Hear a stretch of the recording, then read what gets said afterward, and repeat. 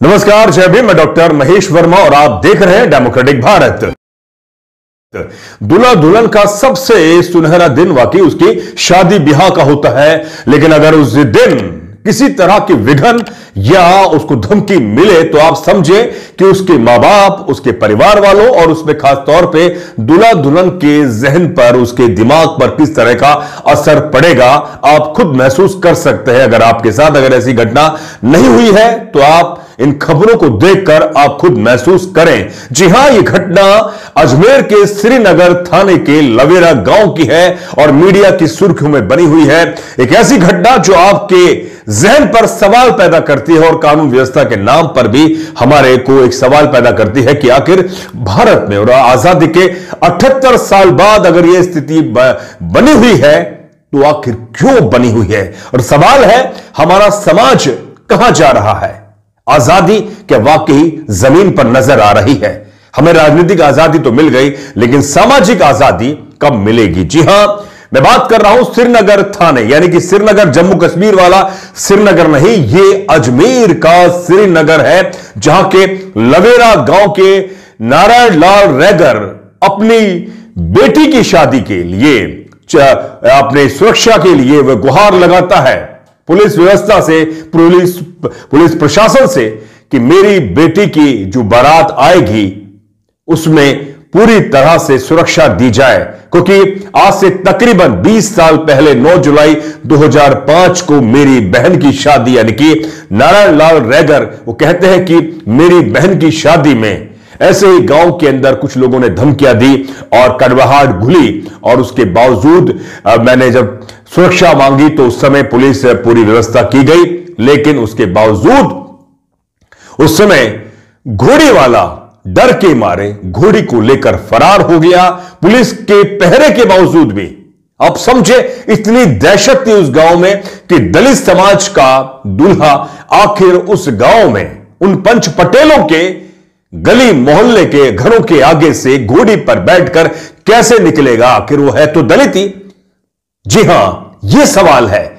वह घोड़ी वाला घोड़ी लेकर फरार हो गया और पुलिस वाले अपनी पुलिस की जीप पर दूल्हे को बैठाकर बारात की निकासी निकलवाते हैं। जी हां, यह 2005 की घटना थी, लेकिन 2025 में जब वह अपनी बेटी की शादी की तैयारी करता है तो गांव में फिर दोबारा से ऐसा माहौल बनता है, डराया धमकाया जाता है कि अगर तुम्हारी बेटी का दूल्हा, तुम्हारा जो दामाद है, घोड़ी पर बैठकर आएगा तो किसी भी तरह की अप्रिय घटना हो जाएगी और उसका जिम्मेदार तुम होंगे। ये पंच पटेल कुछ होते हैं, असामाजिक तत्व है, उन्होंने इस तरह की धमकी दी और जो नारायण लाल रैगर है और साथ ही वहां पर मानवाधिकार एक कार्यकर्ता, उन्होंने राष्ट्रीय मानवाधिकार आयोग पर शिकायत की और उस शिकायत के बुनियाद पर जो अजमेर के एसपी पूरी सुरक्षा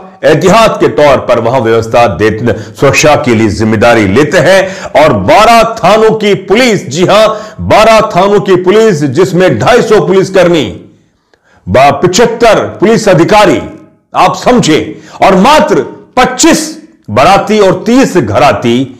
आप समझे कि हम किस युग में जी रहे हैं जहां बारात से ज्यादा पुलिसकर्मी नजर आए।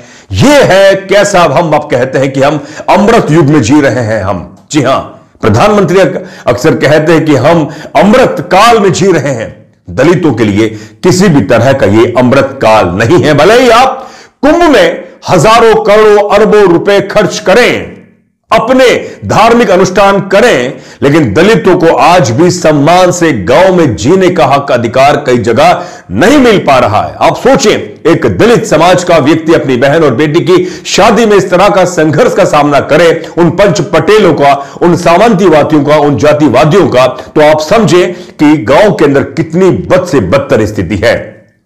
अगर 12 थानों की पुलिस, 250 पुलिसकर्मी, 75 पुलिस अधिकारी उस घोड़ी पर बैठकर उस दूल्हे की निकाह से निकलवाते हैं तो यह तमाचा है, खासतौर पे उन दलित नेताओं के गालों पर, उन नेताओं के गालों पर जो चुनाव के टाइम पर इन दलितों से बड़े बड़े बयान देकर, बड़े बड़े भाषण और आश्वासन देकर वोट तो लेते हैं, लेकिन उनकी आवाज ना तो विधानसभा में, ना जमीन पर और ना संघर्ष में कभी उठाते हैं। जी हां, यह बात बहुत ही नजदीक की नहीं है, यह बात सिर्फ श्रीनगर यानी कि अजमेर के श्रीनगर की है। और मैं बड़ा सवाल यह पैदा होता है कि यह अजमेर का जो राजनीतिक क्षेत्र है, इस समय के मौजूदा दौर के विधानसभा अध्यक्ष राजस्थान के वासु देवनानी का है, जिनके राजनीतिक क्षेत्र में अगर ये इस तरह की घटना होती है तो सीधा सवाल वासु देवनानी पर भी आता है कि आखिर आपने राजनीतिक इस करियर में समाज में सौहार्द भाईचारा क्यों नहीं बना पाए? क्या दलित सिर्फ आपको वोट दे, जब वो अधिकार मांगे, सम्मान मांगे, तो उसको क्या सदुत्कार मिले, उस पर हमला मिले? यह बड़ा सवाल है। आज नारायण लाल रैगर पहला इंसान नहीं है। राजस्थान के इस तरह की घटनाएं लगातार आपको देखने को मिलेंगी। अलवर के ही पास के बैराट में एक आईपीएस पुलिस अधिकारी दलित समाज का, वह अपनी बारात को यानी कि अपनी घोड़ी पर बैठकर जब वो निकासी निकालता है, बारात को निकालता है, तो उस समय भी उसे सुरक्षा मांगनी पड़ती है। अब समझिए हम किस युग में जी रहे हैं, जहां मात्र 25 बाराती, 30 घराती और 250 पुलिस कर्मी। यह है अमृत काल का भारत, खासतौर पे दलितों के लिए। तो यह करारा तमाचा हमारी सामाजिक व्यवस्था पर, करारा तमाचा हमारा इस आजादी पर कि यह दलितों को वाकई आजादी नहीं मिल पा रही है।